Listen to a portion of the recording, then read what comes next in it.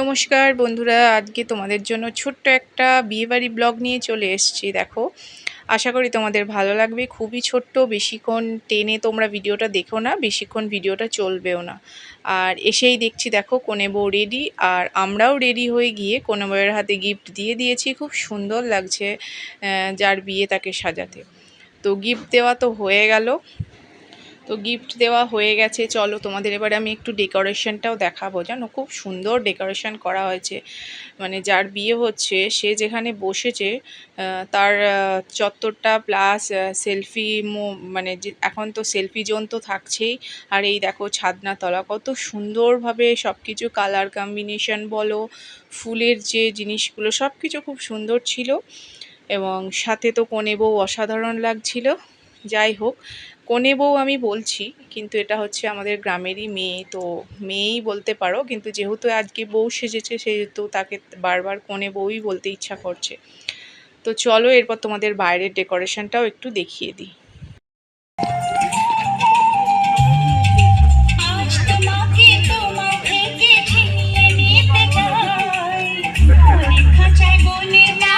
চলো চলো তোমাদের তো ডেকোরেশন সব কিছু আমার শেয়ার করা হয়ে গেল।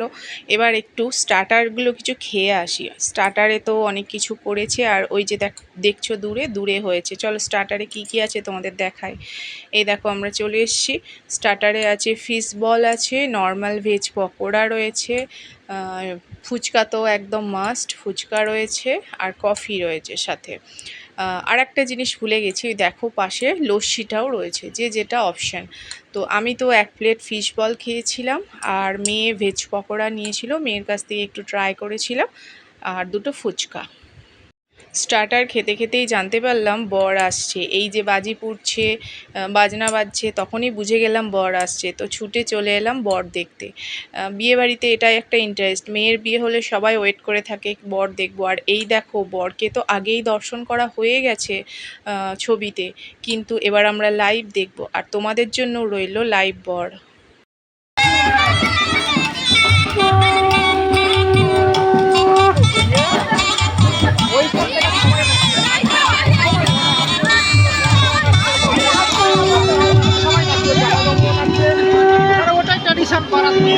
আস্তে আস্তে আজকে রানা মন্দির ছাড়া একটা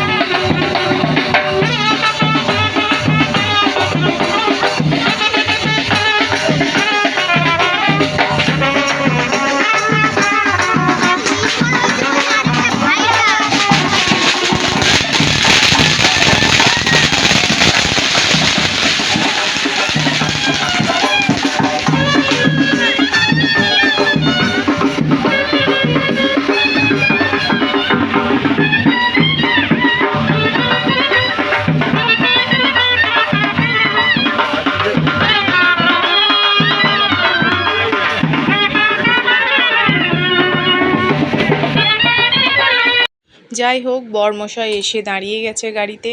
দেখো, বরমশাইকে বরণ করার পালা চলছে, মিষ্টি মুখ করানো হচ্ছে। একদম দূর থেকে, আমি গাড়ির ভিতরেই যেহেতু বসেছিল তো ভালোভাবে সেই জন্য দেখা যাচ্ছে না, কিন্তু নিত বরটাকে দেখো খুব সুন্দরভাবে দেখা যাচ্ছে। নাদুস নুদুস গোলু মোলু একটা নিত বর হয়েছে। তো যাই হোক, সবটাই বেশ সুন্দরভাবে সম্পন্ন হয়েছে। বিয়েবাড়িটা খুব ছোট্ট ব্লগ একটা তোমাদের সাথে শেয়ার করেছি, আশা করি তোমাদের খুব ভালো লাগবে। কেমন লাগলো আমাকে কিন্তু জানাবে। আর এই দেখো, বাজনাগুলো বাজছে, দেখো তারাও বেশ সুন্দরভাবে ড্রেস পরে চলে এসেছে। আর অনেক তো বাজিও পুড়িয়েছে, খুবই ভালো লাগলো।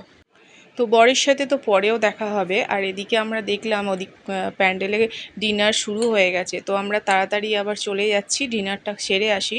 ডিনার সেরে এসে আবার বাকি সব কিছু দেখবো, কারণ লোকজনের ভিড় তো প্রচুর, ডিনারটা একটু সমস্যা হয়ে যাবে যেহেতু মানে অনেক লোকজন। আর এদিকে দেখো, ডিনার যেখানে হচ্ছে প্যান্ডেলটা কত সুন্দর ডেকোরেশন করেছে, ওপরে ঝাড়বাতিগুলো এত সুন্দর লাগছে পুরো।